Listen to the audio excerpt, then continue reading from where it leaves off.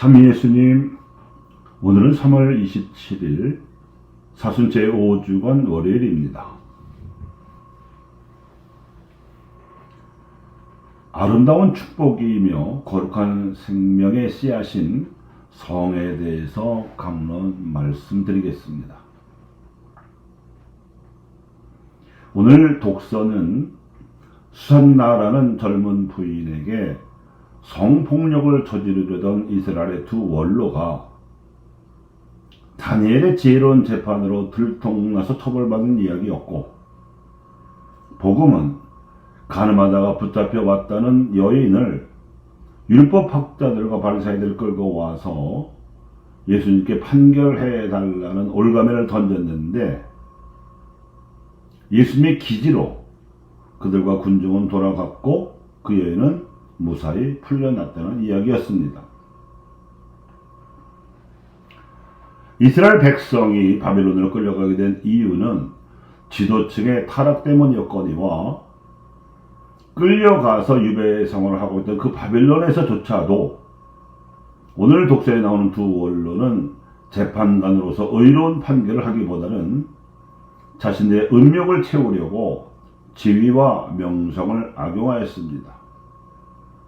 그 바람에 주님을 경외하며 깨끗하게 살아온 수산나가 누명을 쓰고 억울하게 죽을 뻔했습니다. 하지만 하늘을 우러러바친 수산나의 기도를 하느님께서 들으셨고, 다니엘이라는 젊은이 안에 있는 거룩한 영을 깨우셨습니다. 그리고 다니엘은 거룩한 영에서 우러나오는 지혜로 강간 미수 행위에다가 거짓 증언까지 자행한 그 사악한 원로들의 죄상을 밝혀낼 수 있었습니다. 또한 복음의 상황에서도 율법학자들과 바리새인들의 위선이 도사리고 있었습니다.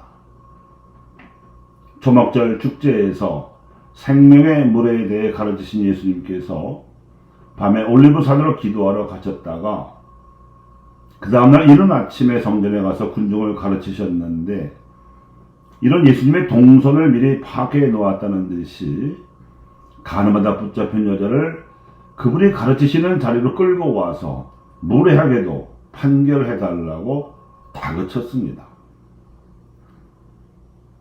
원래 간음과 간통죄는 남녀 모두 처벌 대상이었습니다.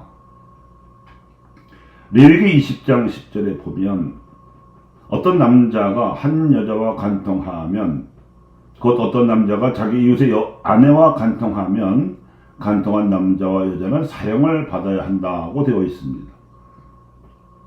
또 신명기 22장 23절에서 24절의 말씀에서도 어떤 젊은 처녀가 한 남자와 약혼을 하였는데, 성읍 안에서 다른 남자가 그 여자와 만나 동침하였을 경우 너희는 그 두 사람을 다 그 성읍의 성문으로 끌어내어 그들에게 돌을 던져 죽여야 한다.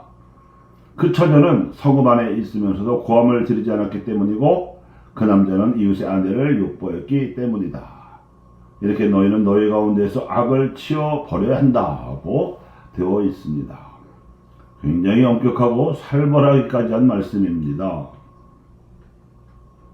그런데 율법학자들과 바리새인들은 여인만 데려다 놓았습니다.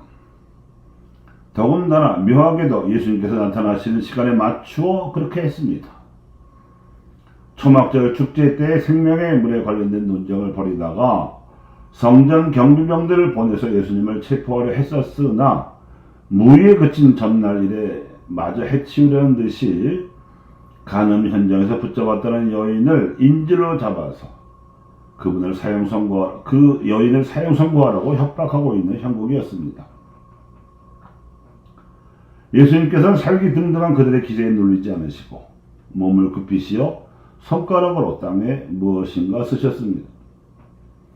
머쓱해진 저들이 줄곧 재촉하자 예수님께서 너희 가운데 죄 없는 자가 먼저 저 여자에게 돌을 던져라 하시고는 다시 쓰기를 계속하셨습니다.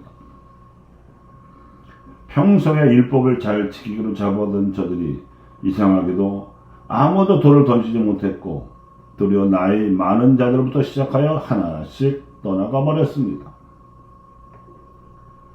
양심을 억누르고 수산나를 모함하려던 원로들에 대항한 다니엘이 받은 거룩한 영이나 양심에 찔려 감히 돌을 던지지 못한 율법학자들과 바리사이들에 맞서 여인을 감싸신 예수님의 처신을 통해서 우리는 과연 어떠한 하나님의 말씀을 들을 수 있을까요?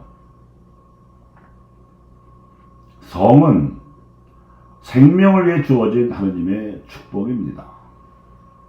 성은 생명의 씨앗이기 때문에 하나님께서 내리신 축복대로 성을 대하면 보기에 아름다운 생명의 천국이 펼쳐집니다. 그러나 축복의 질서대로 행하지 않고 성의 자유를 남용하면 인간은 타락하고 세상은 즉시 지옥으로 변합니다. 다니엘이 받은 거룩한 영은 이 축복을 지키고자 주어진 것이었고, 예수님의 처치는 이 축복 대신에 저주를 받을 뻔했던 무고한 여인을 지켜주신 것이었습니다.